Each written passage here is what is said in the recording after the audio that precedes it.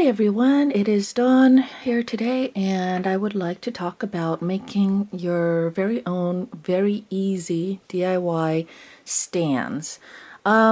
This started with me wanting to make stands for my kalimba, and then, but really these stands can be used for multiple different things.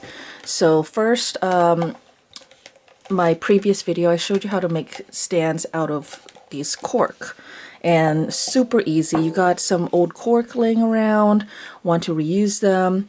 These little stands are great, and you can put a little notebook in it. You can put your phone on it. It can be a phone stand, whatever. Now, cork is very light though, and it might not be the cutest thing.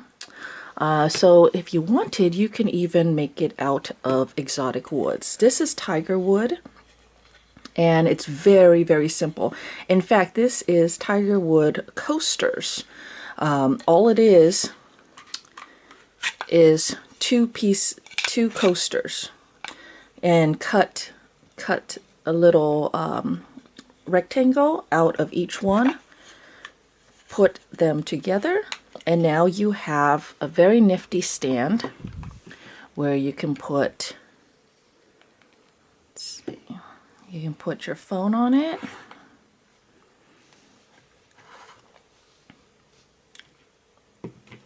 You can put a little notebook on it.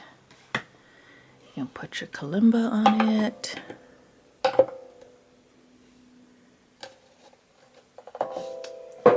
And if you're reading your music, you can put your little music on it. And this one will even hold a larger notebook, as long as it's a hardcover, so it'll hold itself up. Then it's strong enough to hold it. This is starting to make it a little unstable, so but it's still very stable. So this is probably about the max.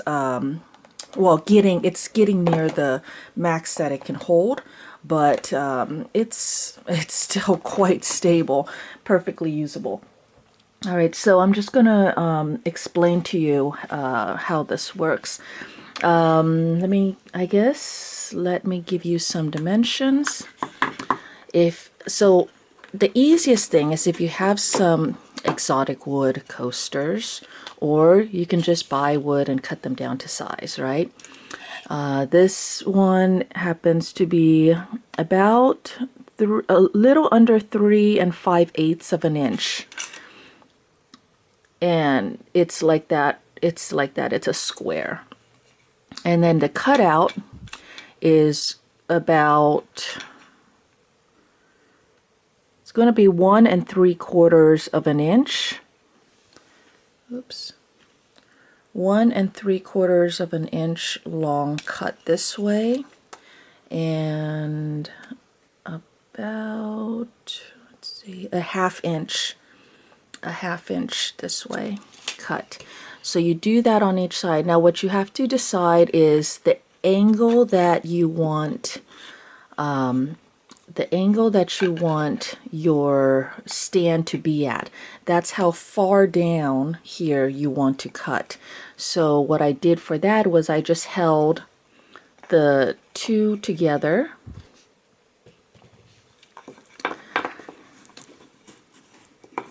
Oh, you can't see. All right, let me lower this down a little bit. How's this? There you go. So you hold this down on a flat table, and you're just going to see how high you want this to rise up and how low. So I wanted it as low as possible, and then here you want to move it this way and see how much of a lip you want. You want to have kind of the smallest lip possible, because you want to have a longer length here, and I am limited because of the small size of the coaster. Of course, if you had just bigger pieces of wood, then you could definitely make a bigger lip. So, but with this size, the lip that for the, let's see, I have two different lips right now. Oh, after you cut them, and you can see this is even an unfinished, the unfinished cuts, but it still works just fine. You don't have to make it perfect. When it slips together, it's a tight fit, and it slides, but it slides in like beautifully. Oh, the other thing that you can decide is if you wanted to go in all the way. Obviously, if I just cleaned up those little bits on the insides, then it would go all the way. But I'm actually happy with it this way because I get this much extra length out of it. So now it's a little bit wider, and it's still perfectly stable. And this was the angle that I wanted. So you see this angle right here? And this was how this works is when the kalimba is straight up and down. I'm going to use this one for an example because this one has a completely flat bottom, and it will stand up completely on its own, right? So when the kalimba, or whatever your item is, when your item is straight up and down, I'm also using this as an example because this is the heaviest one. When it's straight up and down, the force that is pulling it down, gravity, is straight up and down. So it's pulling it down, giving it some stability. But as you tilt it, then gravity is now going, the gravitational forces are now going to affect up here, wanting to pull this down as well. And the more and more you go, the less that this is going, and the more that this is going, and also the weight of this is going to want to make it slide forward. So you want to find that nice, that nice spot where it will kind of, it is happy. It is happy just being just slightly tilted, but there's still enough forces going straight down. Right here, I can already feel in my upper hand that this wants to start sliding out. Now it definitely wants to slide out. Oops. So that's what I'm talking about, okay? So when it's happy, when it's at its happy spot, then it's going to resist sliding out, and it's going to, this angle is just good, okay? So if you don't want to mess around with all the angles, then just remember, this is a good angle. And then the other thing is, this one doesn't, okay, so the danger now is that it'll slide forward. This one has a lip that makes it so that it is perfectly flush against the front. I don't actually recommend that. This one we made with a little bit of a lip. I would actually prefer more of a lip than even this, but this is doable. Just because it makes it more secure, and also because you can now add something to the front that can prevent it to slide. So if I take my little scrap, these are the scrap pieces. Oops, I just dropped one. So these are the scrap pieces of wood that from the cutout, right? Now I can take this scrap. Let's see, it's still pretty. This was solid. These are solid wood coasters too. So I could take this scrap, I could cut this down and make, let's use this one, and make a very cute little lip right there. Right now this piece is way too fat, way too wide, but make a very cute little lip, and then that would be like this. So you see, you need a base, you need a backing for the back to rest on and to stop the back and to catch the weight, and then if you wanted, you can have a little front to catch that over there, right? And how beefy, like this one is super light, and it was meant for this kalimba, which is like half the weight of my other one. So like this one is very secure, it's very stable in here, okay? But I had to make a beefier one. So this is my beefier one with a little more reinforcements on the back. And that is for this one. And that makes it very secure in there. But this front piece doesn't have to be very strong at all. So this was my original where I made the front piece go all the way across. And when I realized that it doesn't have, this front piece is not weight bearing. All it is to stop the small amount of force that is pushing outwards. So having said that, you don't even, this one, I put a stone there. I just use my glue gun. All of this done by cutting and gluing, and I'm using a glue gun. So this is a little piece of stone cut right there. So the idea is that if it happens to slip right there, that little stone right there is going to catch it. And I'm letting it get a little bit far, but I really don't expect it to move at all, because now another thing that you can do to help prevent any kind of slippage is to add some kind of non-slip to the bottom. And that is what I did in a very ugly manner here with the hot glue gun, just because I had the hot glue gun all ready to go, because I'm gluing all this stuff together, right? So hot glue, when it's dry, it is tacky. It's a non-stick surface, and you can paint it into whatever design you want. And I was testing some different things. So I was testing to see, what about if I do one line of hot glue just at the front?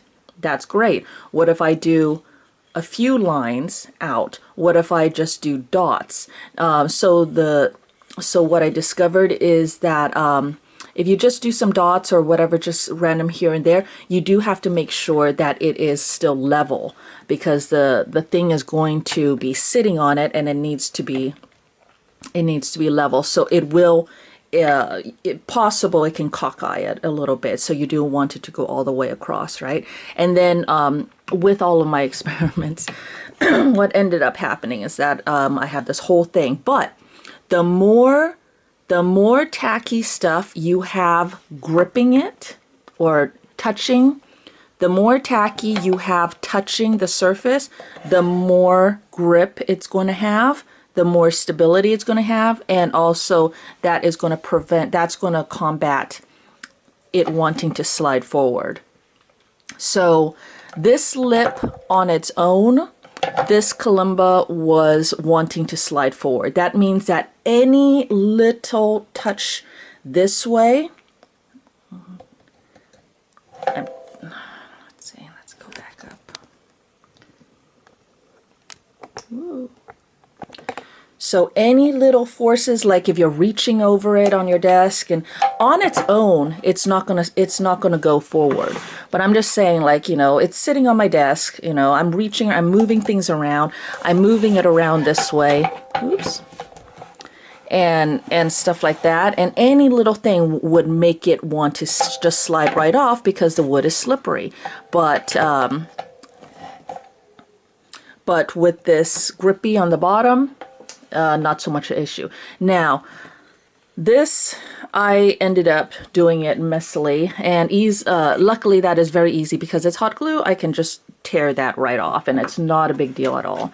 Hot glue also comes in a variety of different kinds, so you can do this and still have it look pretty if you wanted. And also remember, you can use stones or whatever, gems. Even a line of the little tiny diamond painting gems would help with that. You could do that. You can use shelf liner. The silicone non-slip shelf liner would work. Any silicone, even the nano tape. If you made the nano tape so it's not super duper sticky anymore on the top, you can have the nano tape super sticky on the bottom, sticking onto the wood, and then have the top not be so sticky. That silicone is non-stick.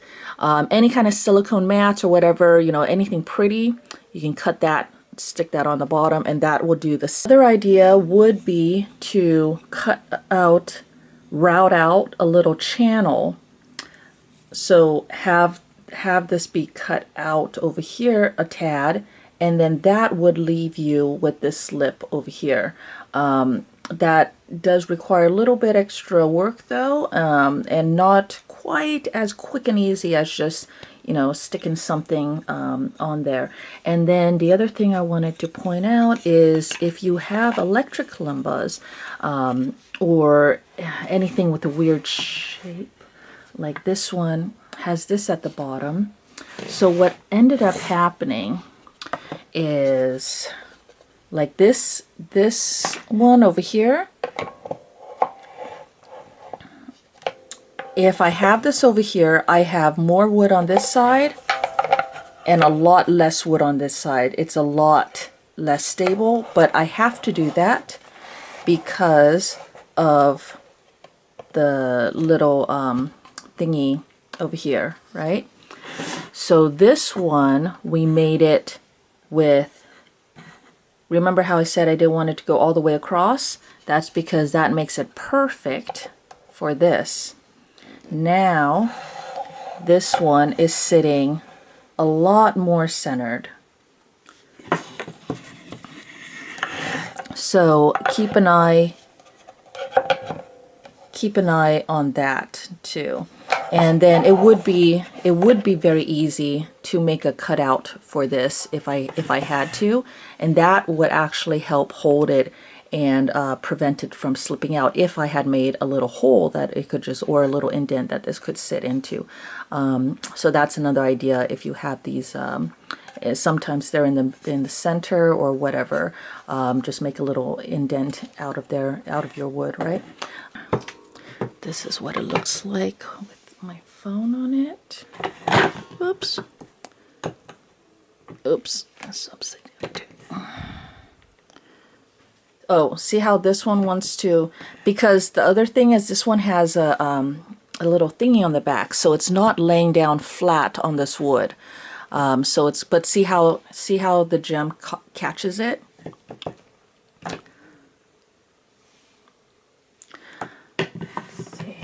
So the idea was, I have my kalimba on the stand, I go to play it, I take it off, I have some music on my phone, I put my phone on there, and now I can watch my phone or whatever, read the music off of my phone if I want, or I can read it off of this little booklet, or I have my notebook full of notes on music and I can read it off of that as well.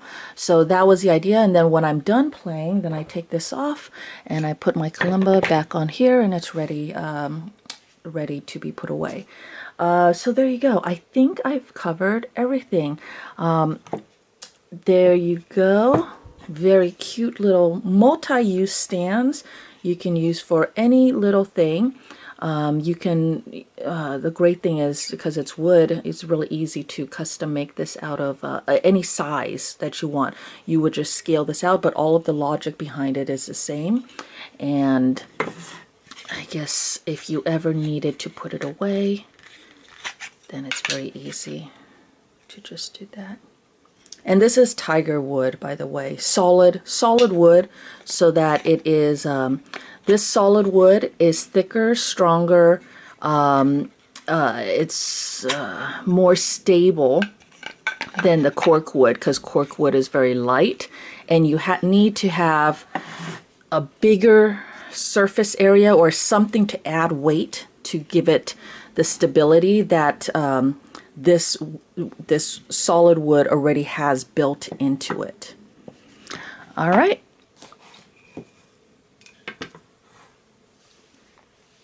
Oh, so I'm just showing you here. This is the one without a lip, really, and without any catch on the bottom, and my heaviest kalimba is still able to hold this just fine if that ends up happening to you. Let's see, did I give you this view? That gets pretty all the way around.